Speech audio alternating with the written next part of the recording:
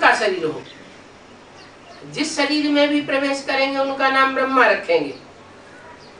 और ब्रह्मा को तूफान आवेंगे, मेरे को तो तूफान नहीं आ सकते, लेकिन जब तूफान आना इनको बंद होंगे तो इनका शरीर छूट जाएगा। शरीर छूट जाएगा मतलब उन्होंने स्थूल शरीर से समझ लिया कि स्थूल शरीर छूट जाएगा तो इनकी आत्मा संपूर्ण बन जाएगी। अरे स्थूल शरीर के अलावा कोई दूसरा शरीर भी तो है। कौन सा है? सूक्ष्म शरीर है। ज्यादा पावरफुल कौन सा होता है? सूक्ष्म शरीर ज्यादा पावरफुल होता है।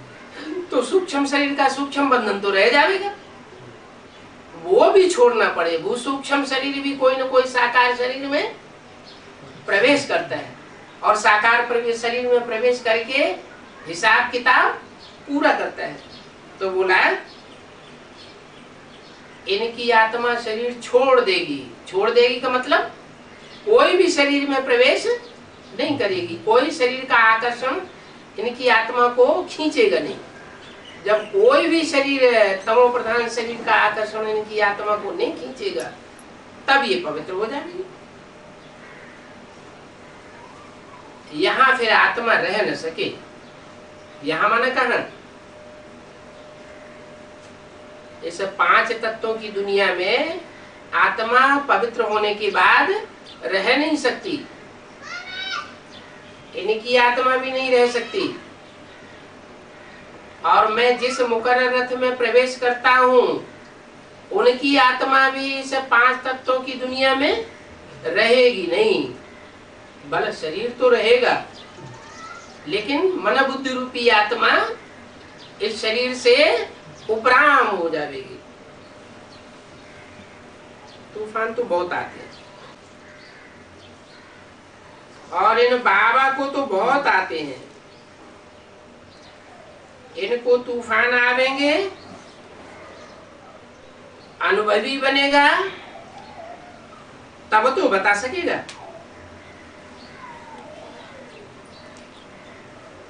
बच्चों को बताना तो है ना। ये तो निश्चय है कि अब हमको घर जाना है। बाबा आया हुआ है घर ले जाने के लिए। गीता में अक्षर बड़े अच्छे हैं। बाप कहते हैं माम एकम याद करो। क्या अक्षर अच्छा है? अच्छे से अच्छा। माम एकम नमस्करो। मेरे को बुद्धि से याद कर। मेरे में बुद्धि लगा। शिव बाबा कहते हैं मैं पतित पावन हूँ। क्यों बुद्धि लगा मेरे में? कि जिसको याद करेंगे वैसे ही बन जाएंगे। एवर प्योर को याद करेंगे तो प्योर बन जाएंगे। कृष्ण ऐसे नहीं कह सकता है। कैसे कि मैं एवर प्योर हूं, मेरे को याद करेंगे तो पति से पावन बन जाएंगे। कृष्ण की आत्मा भी इसी दुनिया में कहीं न कहीं है। इस दुनिया में मैं आता हूं तो प्रकृति के 5 तत्वों को अधीन करके आता हूं। मैं 5 तत्वों के अधीन नहीं है तो होता हूं और जो भी शरीरधारी है वो सब अधीन हो जाते हैं। इसलिए उन देहधारियों के आत्माओं के संग के रंग का दूसरों के ऊपर खराब असर पड़ता है और मेरी याद का कोई खराब असर नहीं पड़ सकता। तो ये कृष्ण भी ऐसे नहीं कह सकता कि मुझे याद करो, मैं पतितों को पावन बनाने वाला हूं। क्यों? कृष्ण की बात क्यों उठाई?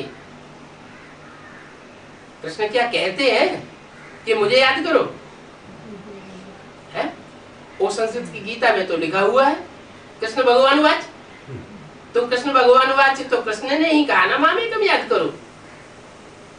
दुनिया में तो सब यही जानते हैं कि गीता का भगवान कृष्ण है, लेकिन असलियत तो बाबा बताते हैं कि कृष्ण की आत्मा भी देवात्मा है, राम की आत्मा भी देवात्मा है। ये देवात्माएं जो हैं वो पतित भी बनती हैं और पावन भी बनती है। लेकिन फर्क क्या है राम और कृष्ण में? फर्क ये है कि कृष्ण की आत्मा में मैं टेम्परेरी रूप से प्रवेश करता हूँ और राम की आत्मा में मुकर्रर रूप से प्रवेश करता हूँ। इसलिए मुकर्रर रथ में मुझको याद करेंगे तो तुम पति से पावन बन जाओगे। बाकी ये कृष्ण नहीं कह सकता कि माँ बेगम याद करो। क्यों? अभी प्रैक्टिकल में भी देख रहे हैं कि कृष्ण की आत्मा का अंतिम चोला तो इस जन्म में छूट चुका, बीच में ही छूट गया, पति से पावन बने नहीं। तो ये नहीं कह सकते कि मुझे याद करो।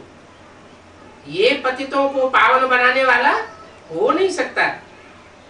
इनकी बुद्धि में बैठा हो, किनकी बुद्धि में? कृष्ण की बुद्धि में, कि गीता का भगवान साकार में मैं ही हूँ। इस सृष्टि पर साकार में गीता का भगवान कौन? कृष्ण की बुद्धि में क्या बैठा होगा?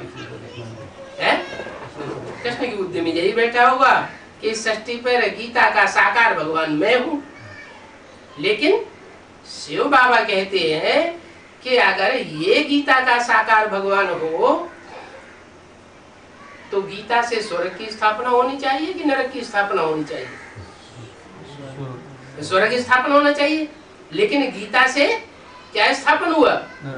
नरक की स्थापना हो गया। जिस गीता पर कृष्ण की छाप पड़ी हुई है, गीता चैतन्य भी, गीता जड़ भी। जड़ गीता पर कृष्ण की छाप पड़ी हुई है वो तो दुनिया जानती है, लेकिन चैतन्य गीता के बारे में कोई नहीं जानता। बाप बताते हैं कि जो गीता माता सर्वशास्त्र शिरोमणि है, सबसे अच्छा कंट्रोलर है, शास्त्र माना शासन करने वाली, उस गीता पर जब कृष्ण की छाप पड़ जाती है, चैतन्य गीता के दिल पर जब कृष्ण की छाप बैठ जाती है, तो वो गीता भी पतितों को पावन बनाने के सहयोग नहीं कर सकती। उस गीता से भी स्वर्ग की जगह क्या स्थापन होता है? नरक स्थापन होता है। तो कृष्ण नहीं कह सकता कि मैं गीता का भगवान हूँ और मेरे को याद करो तो तुम पतितों से पावन बनेंगे। निश्चय हो जाएगा कि बाप पढ़ाते हैं तो फिर ये तिक तिक नहीं करेंगे। कौन? ये ब्रह्मा बीच में इंटरफियर करके बोलते हैं ना, मुरली चलती है तो बीच बीच में ब्रह्मा की सोल भी इंटरफियर करके बोलती है। इंटरफियर करके बोलती है तो इनकी एक तरह से तिक तिक हो जाती है, क्योंकि असली बात को तो ये जानते नहीं। जैसे राधा कृष्ण की बात आती है तो मुरलियों में जहाँ कहीं राधा कृष्ण की बात आएगी तो ये सत्युग के राधा कृष्ण को समझ लेंगे। बाबा सत्युग के राधा कृष्ण की बात कभी करते ही नहीं। वो तो उतरती कला का राधा कृष्ण है। बाबा कौन सी कला के राधा कृष्ण की बात करते हैं? जो संगम युगी राधा कृष्ण है, जो चढ़ती कला के हैं, उनकी बात करते हैं। तो ब्रह्मा बाबा समझ लेते हैं अपने लिए, तो वो वहां की बात करते हैं। राधा कृष्ण इकट्ठे पैदा होंगे, बाबा कहते हैं, फिर बाबा ये ब्रह्मा तो बीच में इंटरफियर करते हैं। बाबा समझाते हैं नहीं, कृष्ण सूर्यवंश का, राधा चंद्रवंश की। तो बाबा की बुद्धि में होता ना, तो बैठता नहीं कि ये क्या चक्कर है। क्यों? क्योंकि जिसने जन्म दिया होगा, जिसकी आत्मा में जन्म देने के संस्कार होंगे, तो उन बच्चों की बुद्धि में तो जल्दी बैठ जाएगा संगम युग का राज। और जिन्होंने जन्म लिया है, जन्म देने के संस्कार ही नहीं है, उनकी बुद्धि में जल्दी बैठने वाला नहीं है। इसलिए बोला कि जब इनको निश्चय हो जाएगा कि पढ़ाने वाला गीता का भगवान कृष्ण साकार में नहीं है, गीता का भगवान पढ़ाने वाला निराकार शिव शंकर भोलेनाथ है, और उसी ने ही यज्ञ के आदि में भी मुझे पढ़ाया था, ये पक्का हो जाएगा। तो फिर क्या होगा? ये टिक टिक करना बंद कर देंगे। अभी भी कृष्ण की सोल बीच बीच में इंटरफियर करके बोलती रहती है, बेसिक नॉलेज में भी बोलती रहती थी और अभी भी कृष्ण की सोल टिक टिक करती है। बाद में जब असलियत को जान जावेंगे तो फिर भूल जावेंगे टिक टिक करना, फिर कोई इंटरफियरेंस नहीं करेंगे। उनके दिल में फिर तीर लग जाएगा। ये उनके कह करके दूर क्यों कर दिया है? ये है तो 67 की वाणी, 67 की। कृष्ण के अंतिम जन्म दादा लेखराज ब्रह्मा के चोले में प्रवेश होकर के शिव की वाणी चल रही है, तो उनके क्यों कह दिया? इसलिए कह दिया कि बाबा तो जानते थे कि ये कोई दूसरे चोले में आगे चलकर प्रवेश करेंगे तो चोला बदल जाएगा, इसलिए कह दिया उनके। ये टिक टिक नहीं करेंगे, फिर बोला उनके दिल में लग जाएगा और तीर लगेगा उनको जिसने भक्ति बहुत की होगी। क्या? जिसने बहुत भक्ति की होगी उनको ज्ञान का तीर लगेगा, जिन्होंने भक्ति नहीं की होगी उनको ज्ञान का तीर लग नहीं सकता। टीचर तो एक ही है, परंतु समझने वालों में रात दिन का फर्क हो जाता है। कहाँ रंग कहाँ राव बन जाते हैं, बहुत फर्क हो जाता है। पुरुषार्थ करके वर्षा पाना है और फादर को फॉलो करना है। क्या? इस रूप में फॉलो दो प्रकार से किया जाता है। एक किया जाता है कर्मों में फॉलो और दूसरा किया जाता है आज्ञाओं को फॉलो। जो कहा सो किया, ये भी फॉलो करना है। तो मुरली में बताया दिया है ब्रह्मा को फॉलो करना है, परंतु बात मेरी मानना है। माने कर्मों में ब्रह्मा को फॉलो करना है और बात डायरेक्शन मेरा मानना है। ये दोनों प्रकार का फॉलो करना थोड़ा अंतर है। क्यों अंतर है?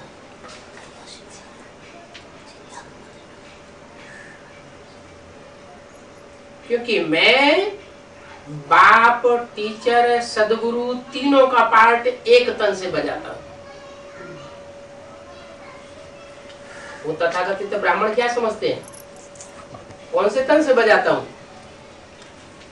वो समझते हैं कि दादा लेखराज ब्रह्मा के तन से बाप, टीचर, सदगुरु का पार्ट बजाते हैं। नहीं, अगर बाप का पार्ट दादा लेखराज के तन से बजाया होता तो सब बच्चों को वर्षा मिल जाना चाहिए। सुख शांति का वर्षा है ना, मुक्ति जीवन मुक्ति का वर्षा है ना। मुक्ति माना दुख दर्दों से मुक्ति हो जानी चाहिए। न दुख दर्दों से मुक्ति हुई और न शरीर रहते किसी को सदा काल की शांति और सुख मिला। किसके द्वारा? दादा लेखराज के तन के द्वारा। क्यों नहीं मिला? क्योंकि वो माँ का पार्ट था। माँ से वर्षा नहीं मिलता, वर्षा मिलता है बाप से। जब माँ बाप की बात आती है तो चोला सामने आ जाता है। माँ का चोला अलग और बाप का चोला अलग। ऐसे तो हो नहीं सकता कि एक ही चोले में माँ बाप दोनों हो। वो तो एक बात दिखाई दी है शास्त्रों में समझाने के लिए कि कृष्ण माता का पार्ट बजाने वाली आत्मा भी शंकर में प्रवेश करती है चंद्रमा के रूप में। बाकी ऐसे नहीं कि प्रैक्टिकल में माँ का पार्ट बजाया, नहीं। ब्रह्मा के द्वारा माँ का पार्ट और शंकर के द्वारा जगत पिता का पार्ट होता है। तो ब्रह्मा के शरीर छोड़ने के बाद कोई को वर्षा मिलना साबित नहीं होता। वर्षा तभी मिल सकता है जब बच्चे परीक्षाओं में पास हो और नंबरवार पास होकर के नंबरवार वर्षा लेने लायक बने। तो बाप तरीका बताते हैं, follow father follow mother. Brahma mother के रूप में सहन शक्ति का जो पार्ट बजाया है प्रैक्टिकल में, उसको प्रैक्टिकल कर्म के रूप में फॉलो करना है। जैसे ब्रह्मा ने कर्म किए वैसे तुम कर्मों में तुम फॉलो करो। बाकी बात मेरी मानो। मेरी मानो माना जो बाप का पार्ट है, सदगुरु का पार्ट है, उस सदगुरु के पार्ट को ये लकब मिला हुआ है कि मेरी बात तुम मानो लेकिन मेरे कर्मों को फॉलो मत करो। अलग से भी बता दिया कि शंकर को कर्मों में फॉलो नहीं करना है।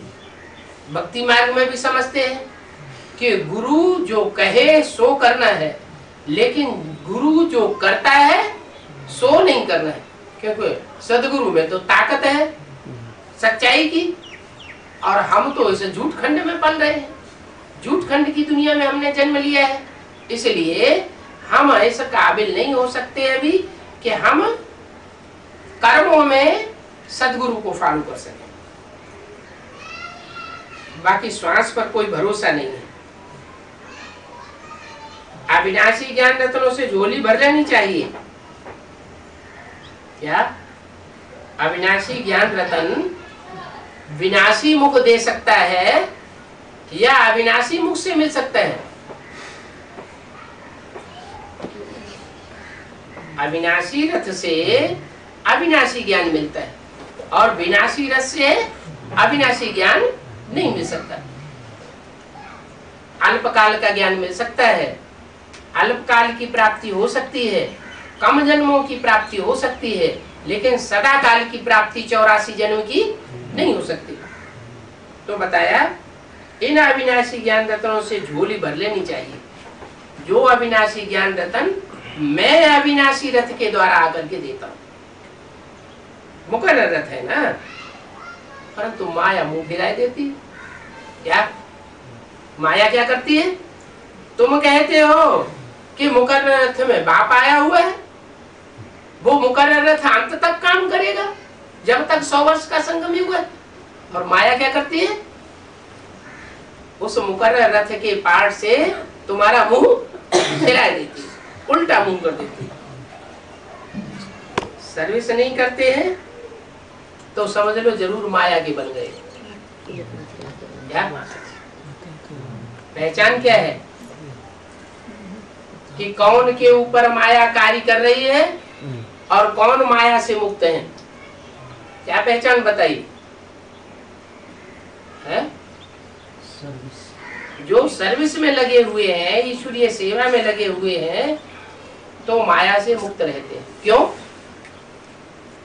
जो ईश्वरीय सेवा में लगे रहते हैं वो माया से मुक्त क्यों रहते हैं? कोई कारण होगा? नहीं, कारण ये है सर्वसेवक बच्चों को बाप याद करते हैं। क्या? तो जिन सर्वसेवक बच्चों को बाप याद करते हैं, तीसरे नेत्र की दृष्टि देते हैं, उन बच्चों का माया बाल बांका भी नहीं कर सकती। और जो सर्विस फील्ड पर नहीं रहते हैं उनको उनकी याद थोड़ी बाप को याद आती है, तो उनकी याद भी नहीं आती, तो माया उनके ऊपर अच्छी तरह हावी हो जाती है। तो माया से बचना है। क्या तरीका बताया माया से बचने का? ईश्वरीय सेवा में हर समय बिजी बने रहो। चलो लौकिक धंधा दौड़ी भी करते हो तो कम से कम बाबा को याद तो कर सकते हो।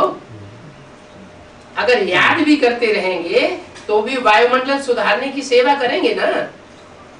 तो वायुमंडल सुधारने की सेवा होगी, उस सेवा से भी बाप बहुत खुश होगा। देखो ये बच्चा काम करते कर्म करते भी मेरे को याद करता है, वायुमंडल सुधारता है।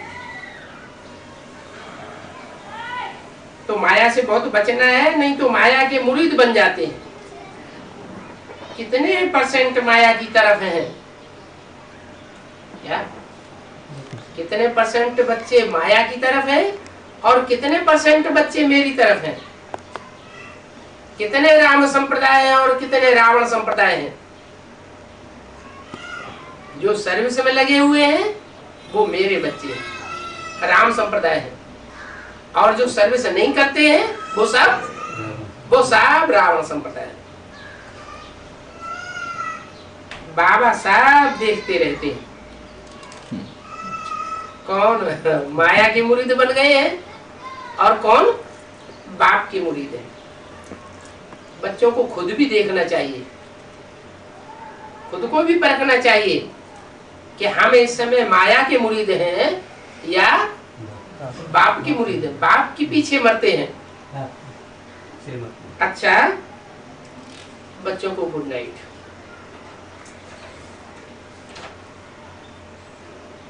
अगली रात्रि क्लास है 6 अप्रैल सन 1967 की। इस दुनिया में सबसे सौभाग्यशाली बच्चे तुम हो। तुम माना कौन से तुम? सन्मुख बैठे हुए। तुम उनको कहा जाता है जो सन्मुख बैठते हैं। सन्मुख में भी 2 प्रकार के होते हैं। एक मुख के सामने बैठे हुए, देखने में आते हैं कि ये मुख के सामने बैठे हैं।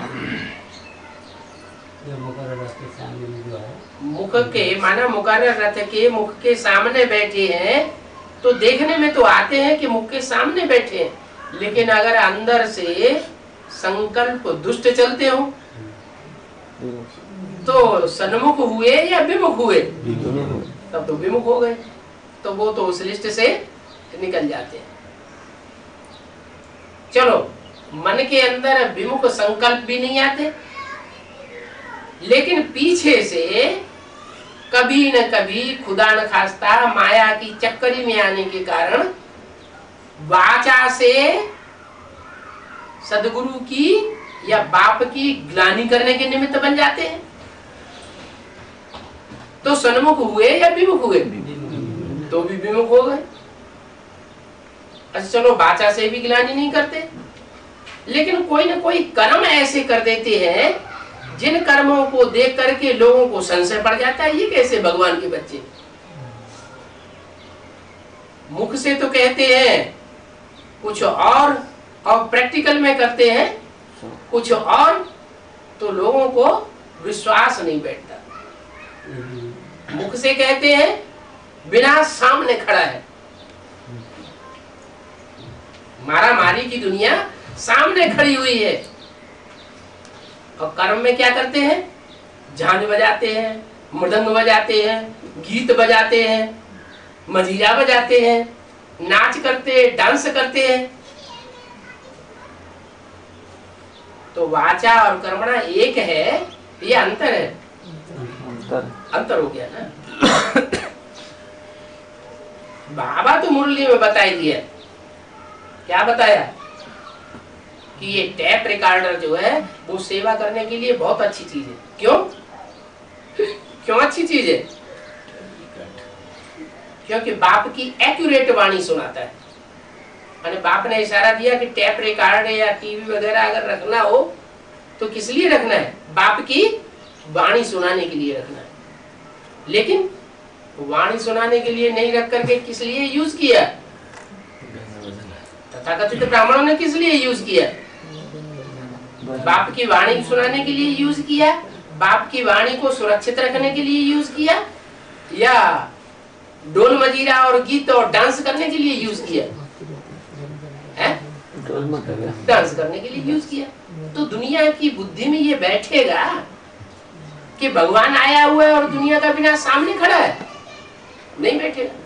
तो कर्मणा से विपरीत बुद्धि हुए या सन्मुख हुए? विपरीत बुद्धि हो गए। तो ऐसे विपरीत बुद्धि को मैं नहीं सुनाता हूं। क्या? ऐसे विपरीत बुद्धि बच्चों को नहीं कहता हूं कि तुम सबसे भाग्यशाली हो। कौन भाग्यशाली है? जो सर्विस करते हो, डिसर्विस न करते हो, सन्मुख रहते हो, सन्मुख होकर के वाणी सुनते हो, विपरीत बुद्धि होकर के वाणी न सुनते हो।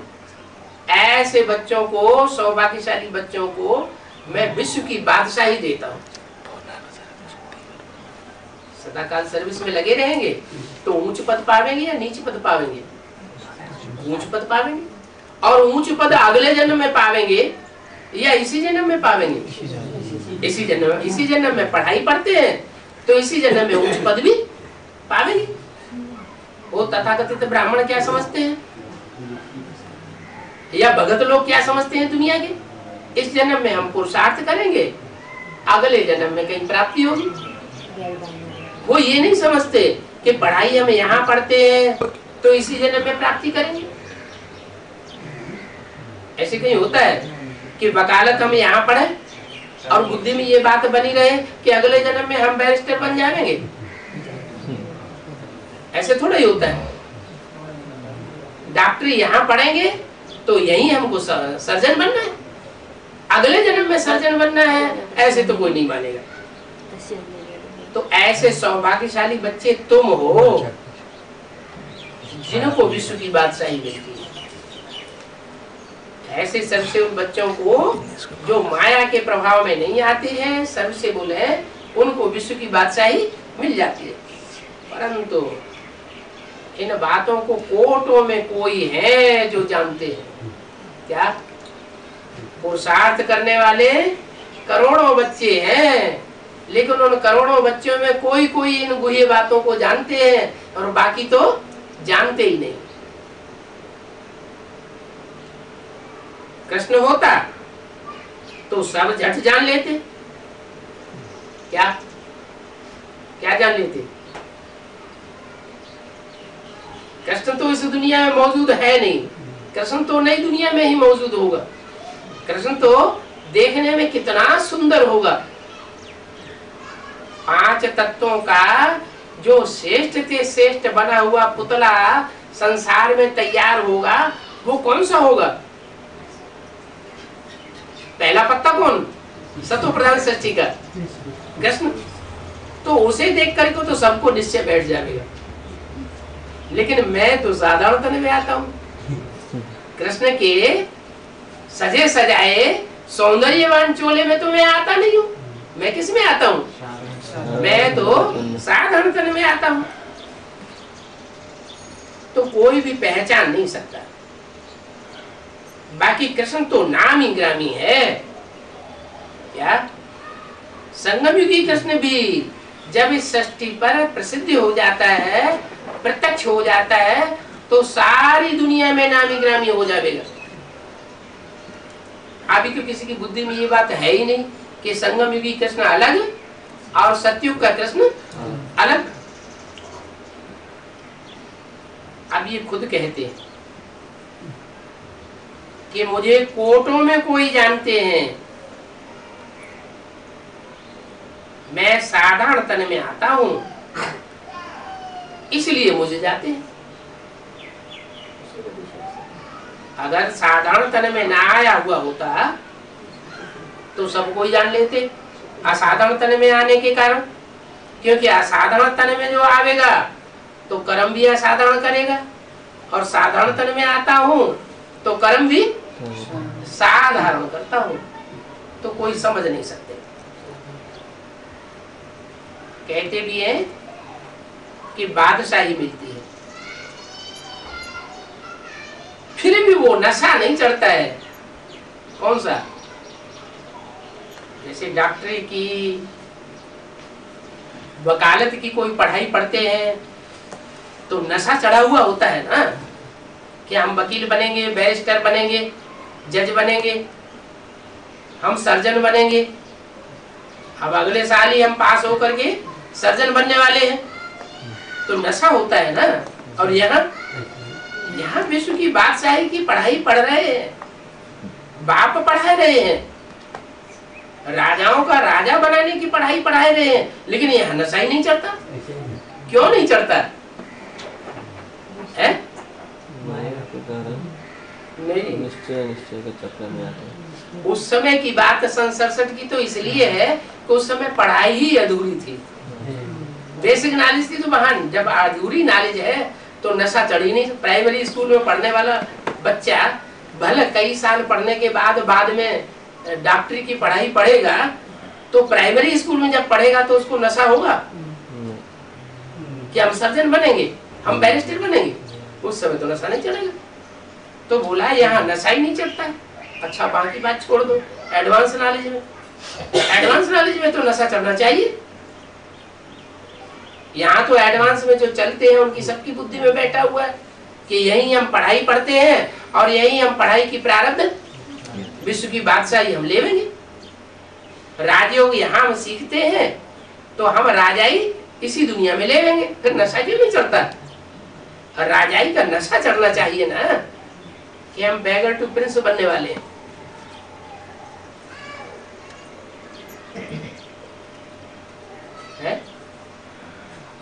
क्योंकि जो पढ़ाई पढ़ते हैं उस पढ़ाई पर उतना तवज्जो नहीं देते हैं जितनी गहराई से ज्ञान को धारण करना चाहिए, जितनी लगन से पढ़ाई पढ़नी चाहिए, पंक्चुअल और रेगुलर होकर के उस रूप में पढ़ाई पढ़ते ही नहीं है। तो ज्ञान की गहरी बातें बुद्धि में बैठती नहीं है।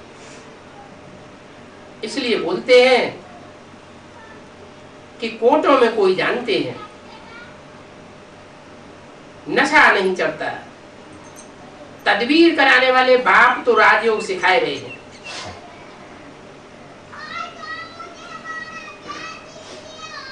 तदबीर बताए भी रहे हैं कि ऐसे ऐसे करो, फिर भी नशा नहीं चढ़ता।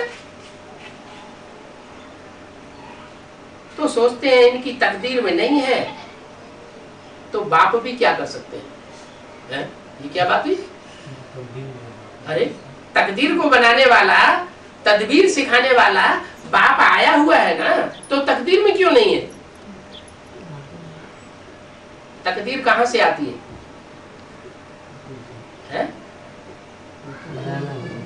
नहीं, तकदीर आती है पूर्व जन्म से। 63 जन्मों में जैसे जैसे जिसने कर्म किए हैं वैसी वैसी उसकी तकदीर बनती है।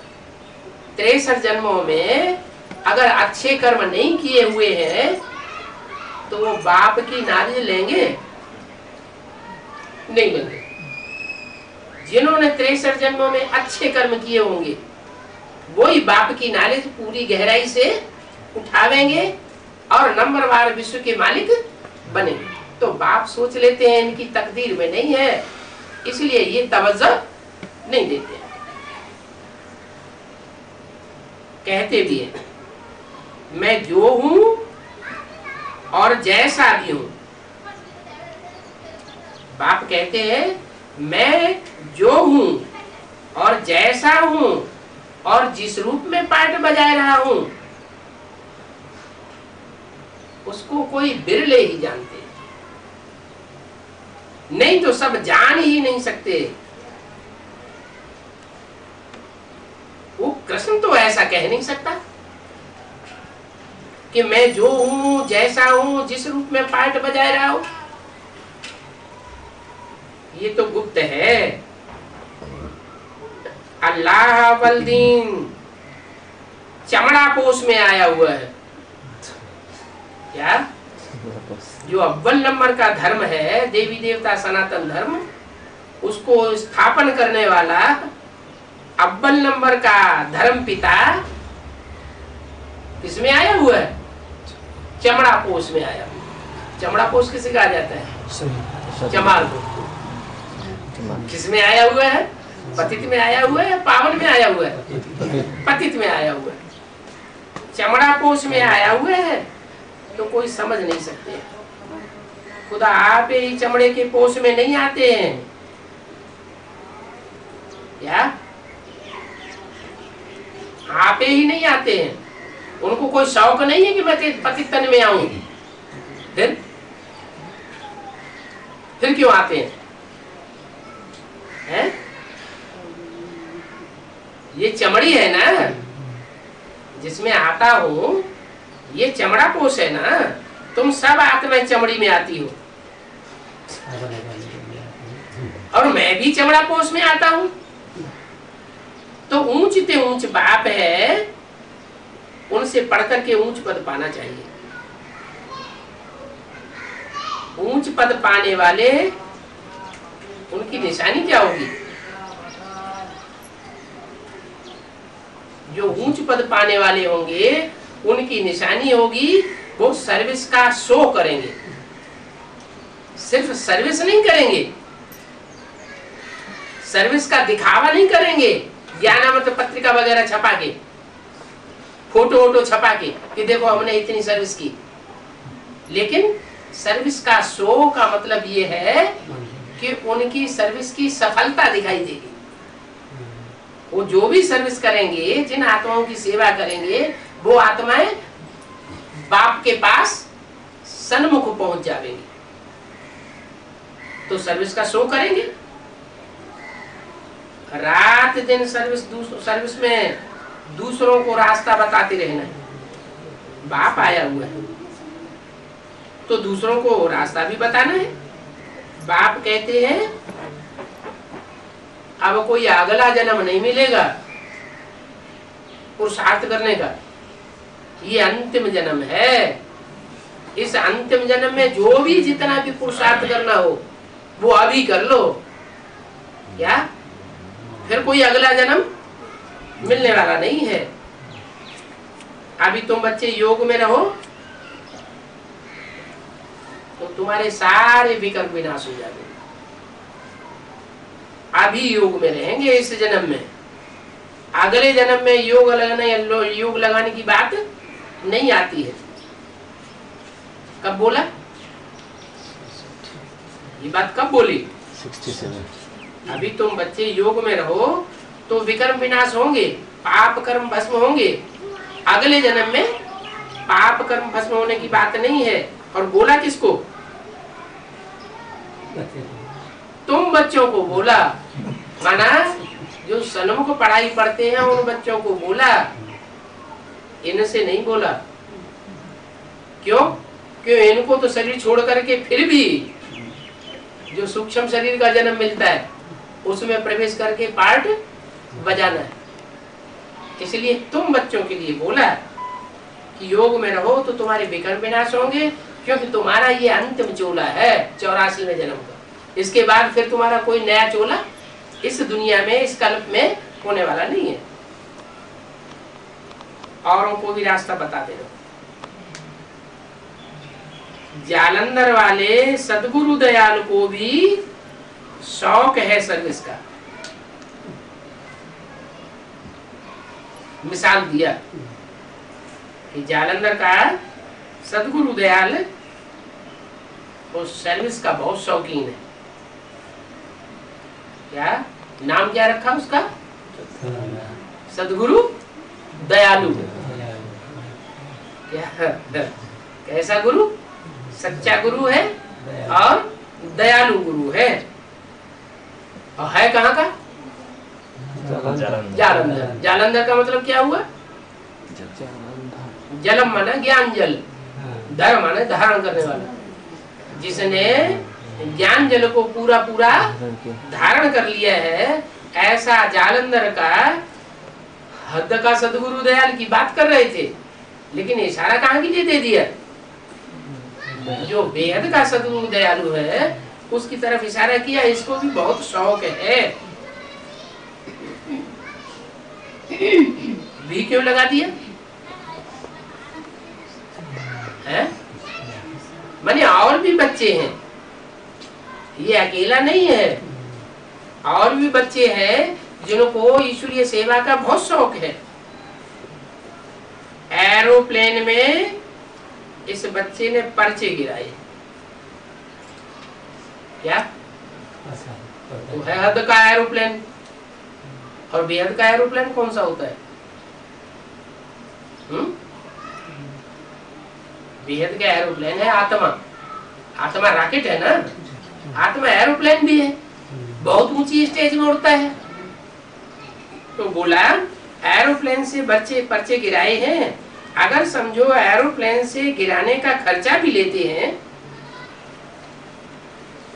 तो 1000 रुपया दिल्ली, 1000 रुपया कलकत्ता, 1000 रुपया बॉम्बे में बाबा देने के लिए तैयार है।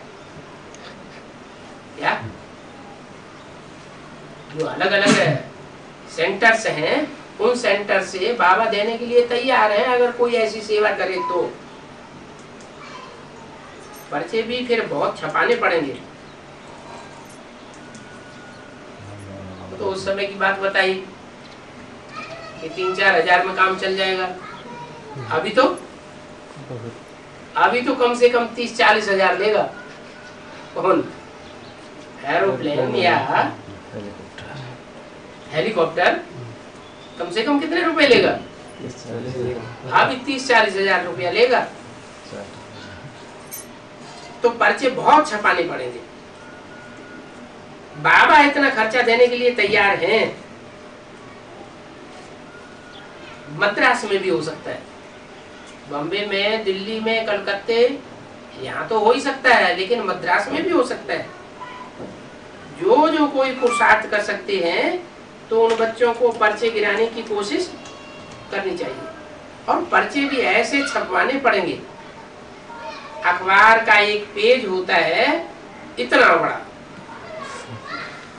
इतने बड़े बड़े पर्चे, और फिर सभी भाषाओं में छपवाने पड़े।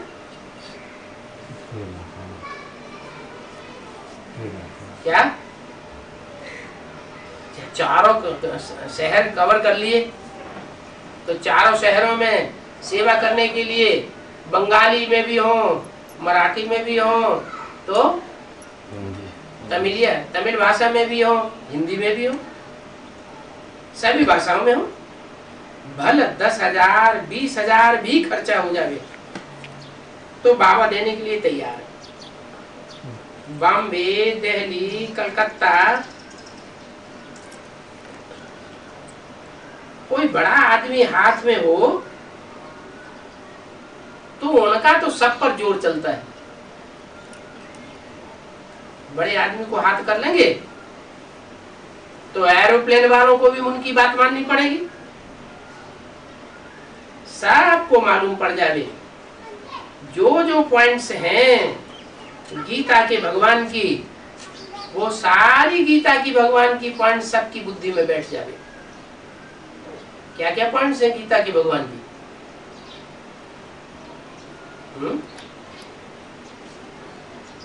एक तो कंट्रास्ट है, कंट्रास्ट दिखाना है बच्चों को। ये भक्ति मार्ग की गीता, ये ज्ञान मार्ग की गीता। क्या कंट्रास्ट दिखा देंगे? भक्ति मार्ग की गीता उन ब्राह्मणों ने तो चौपड़ी दिखा दी, और ज्ञान मार्ग की गीता क्या दिखाई है? उन्होंने चौपड़ी दिखा दी तो उसमें कृष्ण का चित्र बनाई दिया, और ज्ञान मार्ग की गीता दिखाई उसमें शिव का गोल बिंदु वाला चित्र दिखाई दिया निराकार का। लेकिन इससे तो बात हल होती नहीं। क्यों? क्योंकि जड़ गीता या जड़ भगवान वो संसार का कल्याण नहीं कर सकता। आत्मा जब तक शरीर धारण न करे तब तक वो किसी का कल्याण नहीं कर सकती। तो वो चाहे सुप्रीम सोल हो, चाहे कोई दूसरी सोल हो। तो सुप्रीम सोल बाप जरूर कोई मुकर्रर रथ में प्रवेश करके गीता का भगवान बनता है, और जिस गीता का भगवान बनता है, गीता पति बनता है, वो गीता भी तो गीता माता चैतन्य में होनी चाहिए ना। तो वो चित्र तुम बच्चे छपाओ। क्या ये है झूठी गीता? चित्र डालो।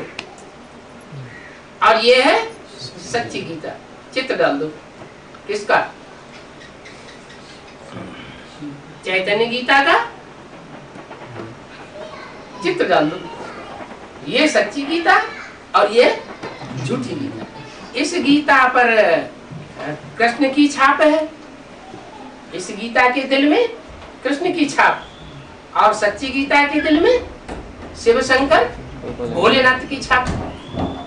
अब जज करो कौन सी गीता दुनिया का कल्याण कर सकती है, क्योंकि गीता तो सब धर्मों का माई बाप है। तो कौन सी गीता सब धर्मों का कल्याण करेगी?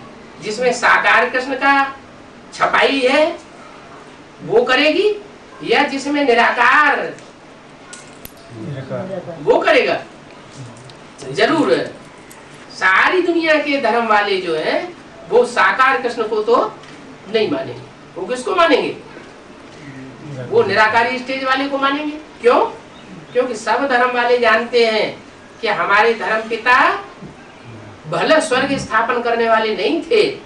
इब्राहिम हो, बुद्ध हो, क्राइस्ट हो, गुरु नानक हो, कोई भी हो, भले उन्होंने स्वर्ग स्थापन नहीं किया, लेकिन फिर भी सब निराकारी स्टेज वाले थे। जो भी धर्म पिताएं हैं वो सब निराकारी स्टेज वाले। उनके चेहरे मोहरे को देखने से पता चलता है कि जैसे उनकी आत्मा परमधाम में रखी हुई है। निराकारी स्टेज वाले। तो जो बापों का भी बाप है, सब धर्म पिताओं का बाप है, वो गीता का भगवान कितना निराकारी स्टेज वाला होगा। और चित्रों में भी उसकी निराकारी स्टेज, उसकी यादगार अभी भी दिखाई जाती है।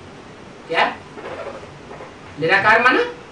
निराकार का मतलब बिंदु नहीं, निराकार का मतलब है बिंदु रूप स्टेज। क्या वो वाइब्रेशन जो है उसके निराकारी बनाने वाले होंगे। होते हैं किसी के संग के रंग में आने से क्या होता है? हमारे गंदे संकल्प चल पड़ते हैं, और कोई के संग के रंग में आने से अच्छे संकल्प चल पड़ते हैं। जैसे नेहरू जी थे, नेहरू जी के पीछे लोग बड़ी ग्लानि कोई कोई करते थे, और जब वो सन्मुख आकर के भाषण देते थे तो सब उनके अनुकूल हो जाते थे। तो ये वाइब्रेशन का कमाल है। सबसे बड़ी पावर कौन सी है? मनसा की, वाचा की या कर्मेंद्रियों की? मनसा की। सबसे बड़ी पावर है मनसा की, वाइब्रेशन की। तो बोला जो जो मुख्य मुख्य पॉइंट्स हैं वो सब पर्चों में डालनी चाहिए कि गीता पतित पावनी है। जिस गीता पर शिव की, शिव शंकर भोलेनाथ निराकार की छाप है, वो गीता पतित पावनी है।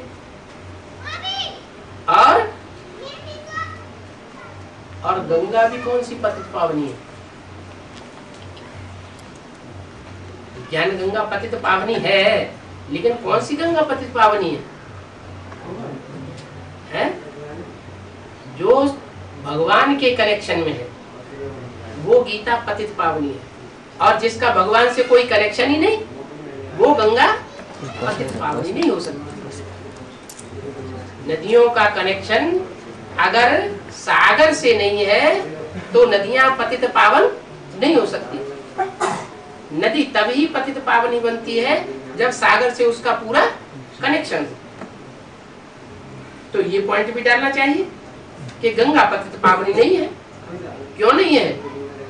क्योंकि उस गंगा का पतित पावन बाप से कोई कनेक्शन नहीं। ऐसी ऐसी जो मुख्य मुख्य पॉइंट्स हैं वो सब डालने चाहिए। नदियों का कनेक्शन अगर सागर से नहीं है तो वो नदी नहीं है, क्या है? नाला है, गंध है। संसार की गंध उसमें पड़ेगी, वो संसार का कल्याण नहीं कर सकती। अगर सागर से कनेक्शन जुटा हुआ है, सागर से संबंध जुटा हुआ है, तो वो नदी भी क्या बन जाती है? पतित पावनी बन जाती है। तो ऐसे ऐसे मुख्य मुख्य पॉइंट्स सब डालो। बाबा कहते हैं ये सब पॉइंट्स तैयार रखो।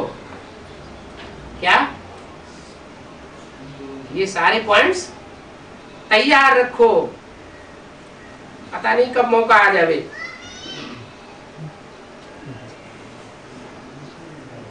जब मान लेवे तो करना भी चाहिए ना। सीढ़ी का भी भल चित्र आ जावे, बाबा को खर्चा करने में कोई हर्जा नहीं। प्रदर्शनी 7-8 हजार रुपया खर्चा खा करके की जाती है, यहाँ भी इतना खर्चा होगा तो कोई हर्जा नहीं। ये ढिंडोरा पिट जावे तो तुम्हारा नाम कितना बाला हो जाएगा। क्या? ये सच्ची गीता से सदगति, और झूठी गीता से दुर्गति। पतित पावनी गंगा जिसका भगवान से कनेक्शन हो उससे सदगति, और जिसका भगवान से कनेक्शन नहीं उस गंगा से दुर्गति। तुम अपनी बादशाही स्थापन कर रहे हो ना। जालंधर वालों ने कमाल की है। क्या किसने कमाल की है? जालंधर वालों का अर्थ क्या बताया? जो ज्ञान जल को धारण करने वाले एडवांस पार्टी वाले हैं उन्होंने कमाल की है।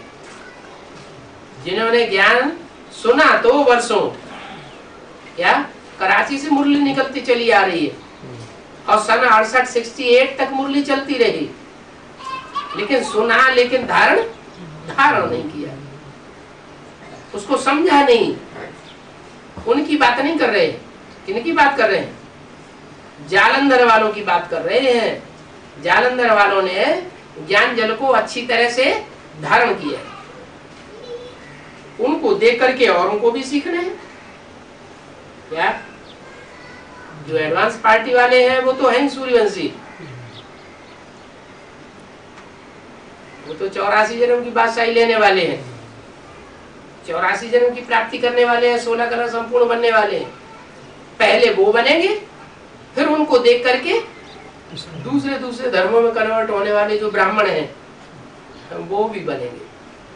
वो बाद में बनेंगे तो कम प्राप्ति करेंगे, जो पहले बनेंगे वो ज्यादा प्राप्ति करेंगे। ये एडवर्टाइजमेंट भी अच्छी है। जो करेंगे और जितना पुण्य का काम करेंगे तो कितनों की आशीर्वाद मिलेगी। सदगुरु दयाल को कितनों की आशीर्वाद मिलेगी।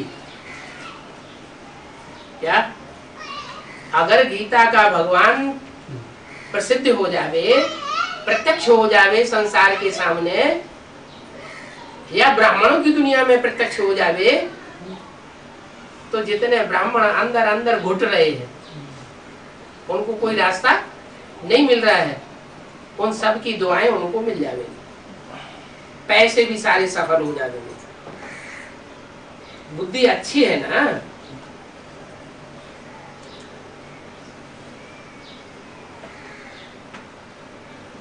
ये भी सर्विस की युक्ति है, और नाम भी अच्छा रखा हुआ है इसका। नाम किस आधार पर रखा जाता है? काम के आधार पर नाम रखा जाता है। नाम क्या रखा है? वो क्या नाम बताया अभी? अरे भूल गए? नाम जालंधर भी रखा हुआ है, और नाम जालंधर का कौन? सदगुरु दयाल। नाम भी अच्छा रखा हुआ है। तो ये सर्विस की युक्ति हुई ना। पहले पहले गीता का भगवान कौन, इस बात पर समझानी देनी है। यही बात है समझाने की। बेसिक नॉलेज में भी यही बात समझाओ, और एडवांस नॉलेज लेने वालों को भी यही बात समझाओ। क्या कि सच्ची गीता से स्वर्ग सदगति, और झूठी गीता से नरक अर्थात दुर्गति। सच्ची गीता वो जड़ नहीं जो जड़ प्रदर्शनी के चित्रों में दिखा देते हैं। कौन सी गीता है? सच्ची गीता से 1 सेकंड में स्वर्ग स्थापन होता है, और झूठी गीता से 2,500 साल में दुनिया नरक बन जाती है। स्वर्ग से नरक बन जाती है। तो चित्र दिखाना पड़े। किसका? सच्ची गीता का चित्र दिखाना पड़े, और झूठी गीता का भी चित्र दिखाना पड़े। ये झूठी गीता है नरक बनाने वाली, ये सच्ची गीता है 1 सेकंड में स्वर्ग बनाने वाली। ब्रह्मा सो क्या बनाने वाली? विष्णु बनाने। ब्रह्मा को विष्णु बनने में कितना टाइम लगता है? 1 सेकंड लगता है। लेकिन निमित्त कौन बनता है? शिव बाबा तो निमित्त बनता है, वो सदगुरु दयालु तो निमित्त बनेगा, लेकिन बीच में किसको रखता है? माता को रखता है ना। तो माता कौन है? वो माता कौन जो 1 सेकंड में ब्रह्मा सो विष्णु बनाई देती है? वो जगत की अम्बा, वो तो सब धर्मों की अम्बा है या सिर्फ देवी देवता सनातन धर्म की अम्बा है? सब धर्मों की अम्बा है। तो सब धर्मों की जो अम्बा होगी उसमें सब धर्मों के गुण अवगुण समाये हुए होंगे या सिर्फ देवी देवता सनातन धर्म के गुण अवगुण समाये हुए होंगे? सभी धर्मों के समाये। तो सब धर्मों का दूसरे धर्म है जो देवी देवता सनातन धर्म के विपरीत है, उनका मुख्य अवगुण कौन सा है?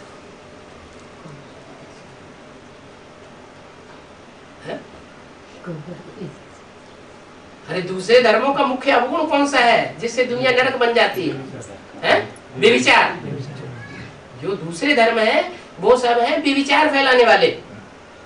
भले बाईं ओर के धर्म ज्यादा व्यभिचार फैलाने वाले हैं, लेकिन दाईं ओर के धर्म उनके प्रभाव में आ जाते हैं, इसलिए वो भी व्यभिचारी हुए।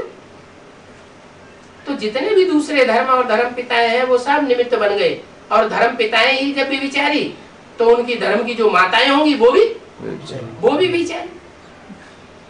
वो नरक का दरवाजा खोल के बैठ जाती है, जिसे व्यभिचार कहा जाता है। दरवाजा, नरक का दरवाजा कौन सा? व्यभिचार है नरक का दरवाजा, और अव्यभिचार है स्वर्ग का दरवाजा। तो कोई तो माता होगी निमित्त। इतनी बड़ी दुनिया है 500-700 करोड़ की, उनमें पुरुषार्थ करने वाले इतने ब्राह्मण ब्राह्मणियां हैं, उन ब्राह्मणियों में कोई तो माता होगी जो स्वर्ग की निमित्त होगी। वैष्णवी देवी व्यभिचारी दुनिया में नहीं जाने वाली होगी। कौन है? वेदांती वैष्णवी देवी है, जिसके दिल पर किसकी छाप हो? शिव शंकर भोलेनाथ की छाप होनी चाहिए। कृष्ण भगवान गीता का भगवान है, वो छाप नहीं होनी चाहिए।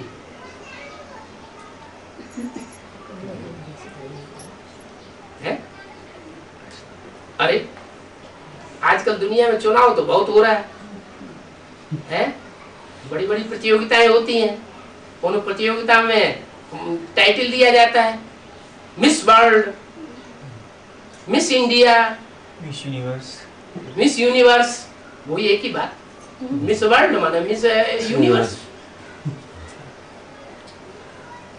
तो जो मिस वर्ल्ड और मिस यूनिवर्स वो तो वही जगदम्बा। और मिस इंडिया, मिस इंडिया कौन हुआ? मिस इंडिया वही होगी जिसके द्वारा निमित्त बनने से ब्रह्मा सो 1 सेकंड में विष्णु बन जाता है। इसलिए अव्यक्त वाणी में बोला है, विजय माला का आवाहन करो। इसका आवाहन करो, विजय माला का आवाहन करो। विजय माला का आवाहन कैसे होगा? उसके लिए तो बोला है एक रानी मक्खी निकलेगी तो उसके पीछे पीछे सारा झुंड जाएगा। तो सारे झुंड का आवाहन करें, या सारे झुंड का जो मुखिया है रानी मक्खी, उसे एक का ही आवाहन कर लें तो सारे पीछे पीछे आ जाएंगे। इसका आवाहन करें, रानी मक्खी एक का ही आवाहन कर ले तो सारे पीछे पीछे आ जाएंगे। तो कंट्रास्ट दिखाना है, ये सच्ची गीता और ये झूठी गीता है। तो पहले गीता का भगवान कौन, इस बात पर समझानी देंगे। गीता का भगवान कौन? क्या यज्ञ के आदि में भी स्वर्ग का सैंपल तो बना था, वो डुप्लीकेट सैंपल बना था या सच्चा स्वर्ग स्थापन हुआ था? यज्ञ के आदि में डुप्लीकेट बना था या ओरिजिनल स्वर्ग बना था? डुप्लीकेट स्वर्ग बना था। तो डुप्लीकेट दुनिया आज जो दिखाई पड़ रही है, महल माड़ियां अटारियां, अमेरिका में चले जाओ, लंदन में चले जाओ, यूरोप में चले जाओ, तो वो है डुप्लीकेट स्वर्ग। क्या? वो असली स्वर्ग नहीं है, वो डुप्लीकेट स्वर्ग है। उसको बनाने के निमित्त बनती है झूठी गीता, देखने में कुछ और अंदर से कुछ और सच्ची गीता, सच्ची गीता में दिखावा कुछ भी नहीं होता, सेवा ही सेवा, डिससर्विस का नाम निशान नहीं। तो पहले गीता पर समझानी देनी है, भगवान सबका बाप है। क्या? भगवान सबका बाप है, राक्षसों का भी बाप है और देवताओं का भी बाप है। क्या? गीता सबका माई बाप है, लेकिन गीताएं हो गई दो, एक गीता के ऊपर कृष्ण की छाप, एक गीता के ऊपर शिव शंकर भोलेनाथ निराकार की छाप। तो गीता भी सबका माई बाप है। तो क्या करना है?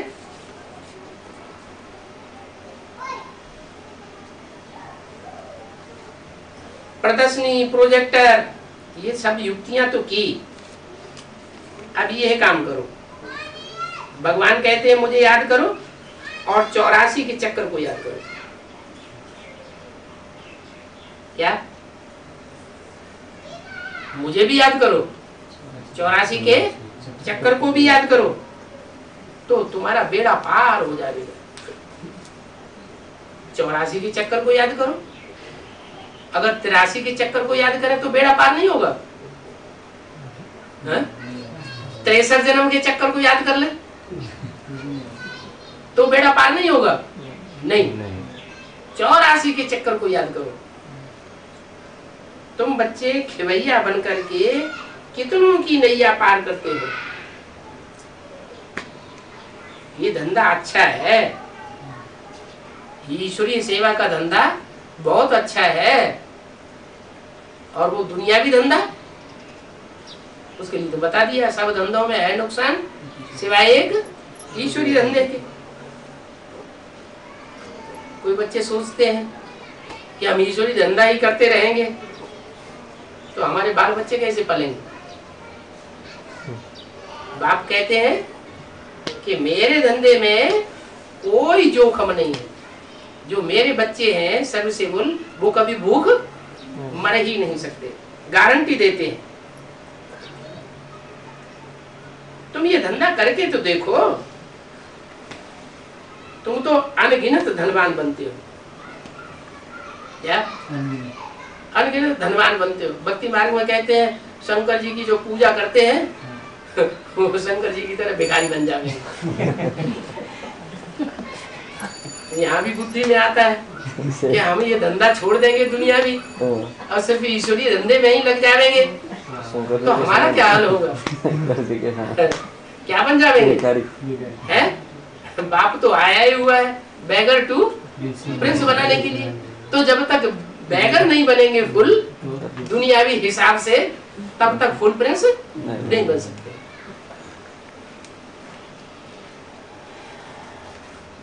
सैंपल तो एक निकाल के रख दिया।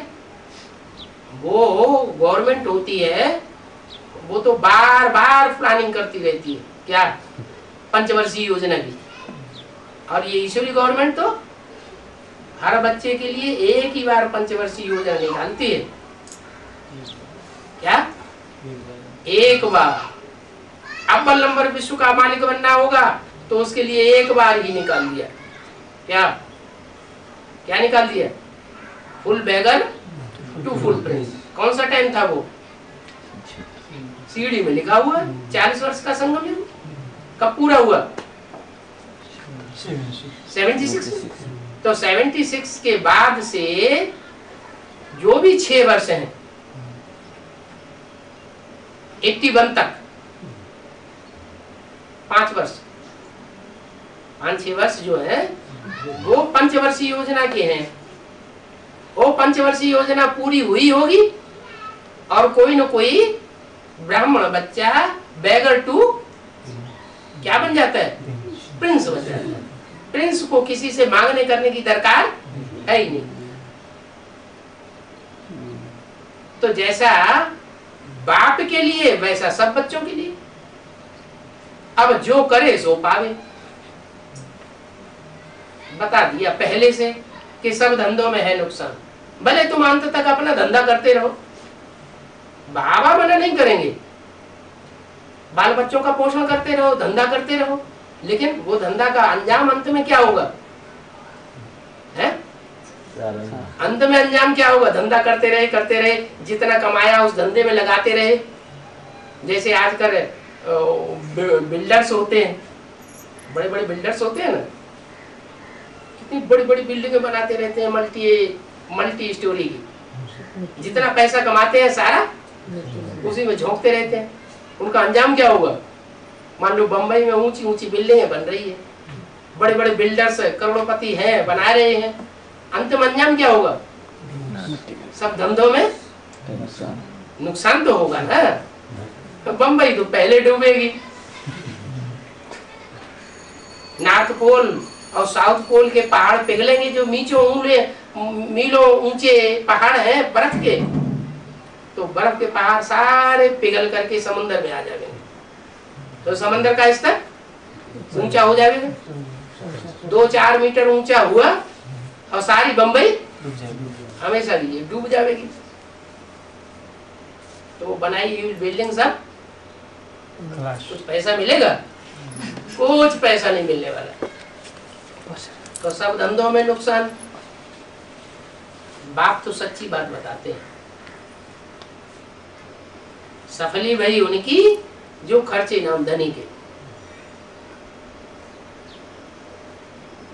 जो भी पैसा कमाया हुआ है वो पैसे को ईश्वरीय सेवा में अर्पण करें। उस ईश्वरीय सेवा में अपने बाल बच्चे भी आ जाते हैं। क्या किसी के अपने बाल बच्चे हैं, पैसा कमाया हुआ है, बैंक में रखा हुआ है, रोटी टुकड़ खा करके बच्चों की पालना कर सकते हैं, तो बच्चों की जो पालना करेंगे वो क्या ईश्वरीय सेवा नहीं है? वो भी तो ईश्वरीय सेवा है। क्यों? क्योंकि बताया हुआ है कि जो भी एडवांस पार्टी में चलने वाले भांति हैं, उनका अगर एक परिवार भी ज्ञान में चल रहा है, परिवार का एक मुखिया, तो सारा परिवार एक दिन ज्ञान में जरूर चलेगा। हमें पहले से पता है कि बाल बच्चे सारे ज्ञान आज नहीं चल रहे हैं, लेकिन कल ज्ञान में चलेंगे, तो उनकी परवरिश करने में हर जगह है। तो इतनी गारंटी देने के बावजूद भी कितने बच्चे निकलते हैं ईश्वरीय सेवा में? बिरले। तो बोला